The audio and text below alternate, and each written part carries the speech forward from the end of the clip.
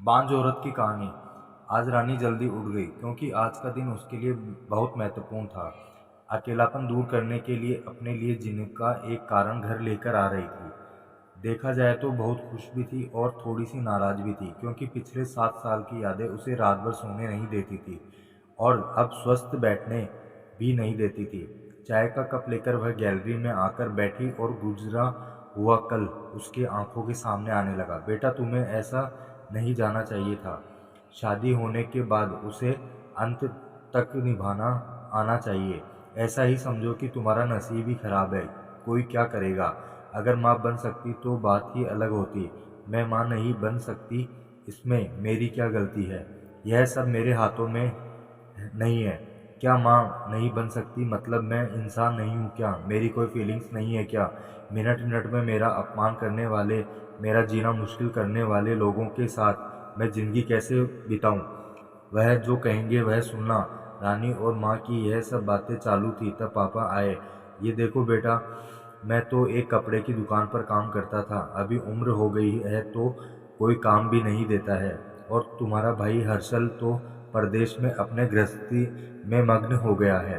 तुम कहती हो तो मैं तुम्हारे ससुराल वालों से बोलता हूँ, पर तुम अपने ससुराल वापस चली जाओ, ऐसा मुझे लगता है। नहीं पापा, कुछ भी हो जाए मैं उस घर में वापस नहीं जाऊंगी। वहाँ पर मुझे घुटन सी होती है। वहाँ मिलने वाला अपमान, बेइज्जती से मैं थक चुकी हूँ। शादी के पहले मैं मेरे पैरों पर खड़ा रहना चाहती थी, पर मेरा ग्रेजुएशन होते ही आपने मेरी शादी करवा दी। तभी मैंने आपके दबाव में आकर शादी की। अब अभी जब मुझे आपके सहारे की ज़रूरत है तो आप पीछे हट रहे हो। शादी के बाद लड़की ससुराल में ही शोभा बढ़ाती है। मायके में 4 दिन ही रहना अच्छा लगता है रानी। उस घर जाना अब मुमकिन नहीं है पापा। मैं आने के पहले से ही डिवोर्स पेपर पर सिग्नेचर करके आई थी क्योंकि उन लोगों को सिर्फ मुझसे बच्चा चाहिए था जो मैं उन्हें नहीं दे सकती। अरे, इतना बड़ा निर्णय लेने से पहले हमें एक बार पूछना तो चाहिए था ना। जन्मदाता हैं हम तुम्हारे। पापा, शादी होने के बाद मैं आपको बताती थी और माँ को भी कि कैसे छल होता है मेरे साथ वहाँ पर। 2 साल में कभी मुझे मेरे मन मुताबिक रहने नहीं दिया। जब मेरी रिपोर्ट आई और समझा कि मैं कभी माँ नहीं बन सकती तो वैसे ही इन लोगों ने मुझे अपने असली रंग चालू कर दिया। कैसे रहूंगी मैं ऐसे वातावरण में? और इस सबसे भागकर अपनी ज़िंदगी ख़त्म करने वालों में से नहीं थी। यह देखो बेटा, हर्षल ने दिए हुए पैसे से ही मेरा और तुम्हारे माँ का जैसे तैसे खर्चा चलता है। उसमें तुम्हारा खर्चा उठाना थोड़ा सा कठिन होगा। डिवोर्स पेपर पर सही करने से पहले इन सब का विचार मैंने किया था। मेरे पास के सोने के गहने लेकर मैं आई हूँ और एजुकेशन लोन निकालकर मैं 6 महीनों तक का एक कोर्स करने वाली हूँ जिसकी आज मार्केट में बहुत ज़रूरत है। उसके बाद मुझे अच्छी कंपनी में नौकरी मिल सकती है। मैं आपके ऊपर आर्थिक बोझ नहीं डालूंगी पापा। मुझे जीवन जीना है, संघर्ष करूंगी और कमाऊंगी। विश्वास कीजिए मेरा। सब लोग क्या बोलेंगे बेटा, क्या जवाब दोगी तुम उन्हें? माँ आंखों का पानी छुपाते हुए बोली। माँ बोलती थी कि उस वक्त आया तो सच क्या है बोल देना चाहिए।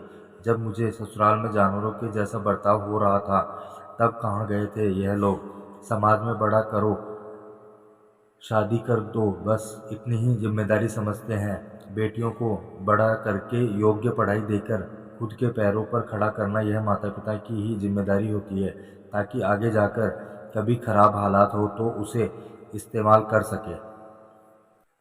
तय किए मुताबिक रानी ने 6 महीने का कोर्स किया और तुरंत उसे एक अच्छी कंपनी में काम भी मिल गया। वह बहुत खुश हो गई थी। सब अच्छा चल रहा था। बीच में छुट्टी लेकर माता पिता को नज़दीक रहने वाले पर्यटन जगह पर घुमाने लेकर जाती थी। माता पिता बीच में ही दूसरी शादी की बात छेड़ देते थे। कई बार तो लड़कों को देखने के लिए भी बुलाया करते थे। एक लड़का तो डिवोर्स हुआ था तभी उसे स्वीकारने के लिए तैयार था, पर पहली शादी ने ही इतने दुख दिए थे कि दूसरी शादी के लिए उसका मन तैयार नहीं था। ऐसा कितने दिनों तक अकेली रहोगी? जब तक हम दोनों हैं तब तक ठीक है, पर हमारे जाने के बाद तुम्हारा क्या होगा? सोचा क्या कभी? उम्र भी इतनी छोटी है तुम्हारी अभी, ऐसा उसके पापा उसे समझा रहे थे। माँ पापा, आप दोनों मेरी शादी का विचार करना बंद कर दीजिए। आप दोनों को खुश देखकर मैं खुश होती हूँ। मेरे दोस्त सहेलियाँ हैं ना मेरे साथ, क्यों करनी है? दूसरी शादी भला इतना आसान नहीं है बेटा, एक उम्र के बाद अकेलापन खाने के लिए दौड़ता है। माँ बोली। सच हुआ उनका ऐसा बोलना। आगे 2 साल में पहले माँ और 6 महीने में ही पापा का निधन हो गया। रानी अब अकेली हो गई। हर्षल भाई और उसकी पत्नी आए, साथ में चलो बोलकर औपचारिकता की।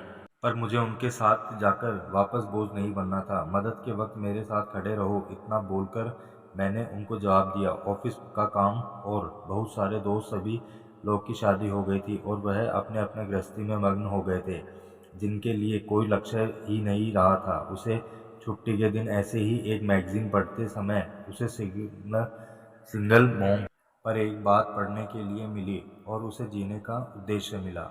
उसने उसी दिन तय किया और उस एक 10 साल की लड़की को गोद लेने का प्रयास चालू किया।